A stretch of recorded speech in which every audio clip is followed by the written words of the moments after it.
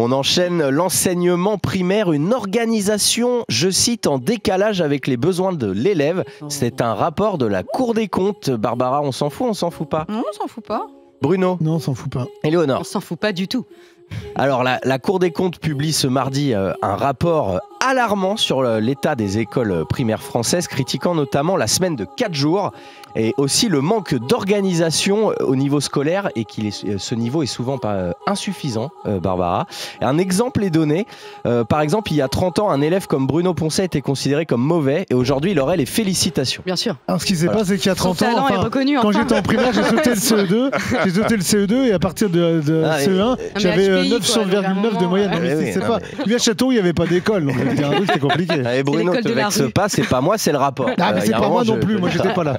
Éléonore, t'en penses quoi de rapport de la Cour? En fait, mon fils aîné, tous les ans, les profs me disaient « Il est super votre fils, le collège, ça va être génial, etc. » Donc, arrivé à l'entrée de 6e, on se dit bah, aucun problème, enfin, il survole le truc et tout ça.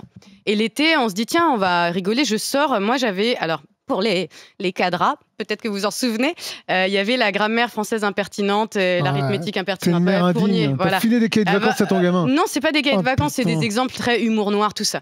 Et là, donc, je lui file l'arithmétique et le français. Il était capable de faire un quart. Un quart, voilà. Donc, en fait, donc, je me suis rendu compte que c'était à la fin du 6e, pardon. Non, mais, c'est-à-dire, en fait, et même c'était genre... Tu l'as gardé? Non, mais tu vois, il est là. Et non, mais au collège, il a genre 18 de moyenne générale, quoi. Donc tu te dis, attends, je comprends pas, il y a un truc qui va pas.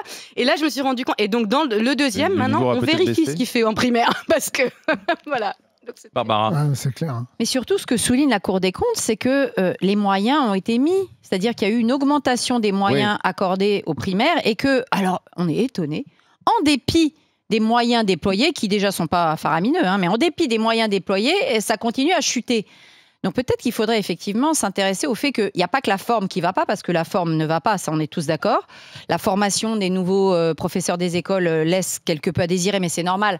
Vu qu'on a baissé le niveau du concours parce qu'il n'y avait pas de candidats, forcément, ça se répercute un peu aussi sur les enseignements. Hein, c'est un peu logique. Et pour le coup, ça ruisselle bien sur les gamins, les pauvres. Donc on voit qu'on met des moyens, mais que le fond ne va pas non plus. Oui, le fond ne va pas. La façon dont on enseigne, la façon dont on enseigne la grammaire, la façon dont on enseigne l'orthographe, la tenue du stylo, la tenue des cahiers, la graphie, tout ça ne va pas. Le certificat d'études a été supprimé en 1989. C'était un examen qu'on faisait passer aux élèves qui ne continueraient pas leurs études vers 13-14 ans. Essayez, je ne dis même pas de faire ça à un CM2, c'est normal, mais à 13 ans, faites passer aujourd'hui l'examen du certificat d'études, ça existe, il y a plein d'éditeurs qui les ont réédités. Hein.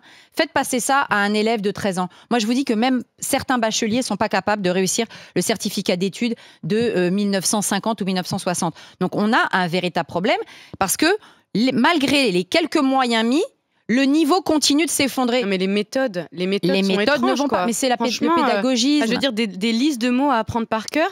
Dans les listes de mots à apprendre par cœur, c'est genre alphabétique, mais ils rajoutent genre des verbes conjugués. C'est-à-dire qu'en fait, t'apprends jouer et t'apprends aller à IENT, mais sans sujet, sans rien. En fait, comme des listes pour après à faire ta dictée. Mais tu te dis, en fait, il n'y a même pas de compréhension. La grammaire, en fait, moi, j'adore la grammaire. J'adore ça, je trouve ça fun et tout.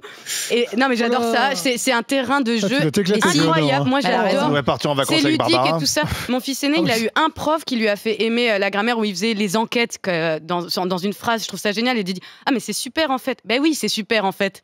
Mais ce prof-là, il se faisait agresser par ses collègues parce qu'il était trop dur. Je rappelle qu'en La grammaire est une chanson douce. Moi, j'adore la grammaire. Faites de la grammaire, j'adore ça. Je rappelle quand même que moi, en classe de 5e, la professeure de français à la réunion de rentrée nous dit, à nous parents d'élèves, non, moi je fais pas trop de dictée parce que la dictée c'est une légende urbaine, ça fait pas progresser en orthographe. Rien que quand j'ai entendu ça, je me suis dit ok bon, excusez-moi, mais je me suis dit ok toi ça y est, je t'ai rangé dans une case. Donc les dictées c'est moi qui les ai faites. Le problème il est là aujourd'hui, c'est la reproduction sociale. C'est pas un hasard hein, si les enfants de profs réussissent. On est obligé de compenser. Nous cette année on a fait donner des cours de maths et de physique à notre fille alors qu'elle est dans un très bon lycée. Ça ne va plus du tout parce qu'il n'y a que les CSP+ ou les profs qui connaissent un peu la machine machines qui peuvent compenser les manquements de l'éducation. Ça veut dire qu'on continue à enfoncer les classes populaires. On va aller où comme ça? Pourquoi on ne s'inspire pas d'exemples asiatiques, notamment la Corée Même en du Europe, Sud. En Europe, il y en a, ça marche. Mais quand je regarde le classement de PISA, par exemple, plutôt les écoles asiatiques sont mises en avant pour qu'on s'en inspire. Vous n'avez pas vu ce qu'a fait le ministère de l'Éducation au Maroc? Le Maroc s'est rendu compte qu'il perdait des points encore. Ils ont dit, oh là, on arrête tout. Ils ont pris des exemples dans différents pays. Ils ont complètement réformé le système d'enseignement. Et là, en un an, le Maroc a déjà vu des progrès. Il n'y a qu'à s'inspirer du Maroc. Voir là où ça marche. En Norvège, ça marcherait bien aussi. Il y a une de mes copines angolaises, elle m'a fait rire parce que je dis, voilà, j'avais un souci en moyenne section. Mon fils veut apprendre comme ça à lire et il s'est fait sanctionner. En gros, c'était pas le moment. Et elle dit, c'est bizarre parce que nous, on apprend à lire à 3-4 ans. Donc en fait, tu fais, ok, donc là, il y a un truc, voilà. Je peux vous dire que quand on a eu quelques élèves réfugiés ukrainiens, qui déboulent en France, le niveau de maths, ils sont morts de rire en quatrième. Eux, ils ont déjà un niveau de seconde ou première. Pourtant, on est à la masse. Pourtant, on veut plus d'ingénieurs chez nous. Non mais en langue, on en veut des choses. En Hollande, là, je voyais des gamins de 12 ans, je leur parlais en anglais, ils savaient tout ce que j'étais en train de raconter. Tu fais, ok. Ce qui est intéressant par rapport au Maroc, c'est qu'ils ont mis tout simplement des évaluations en début d'année. Et puis des espèces de contrôle continu. En France, il y a des évaluations.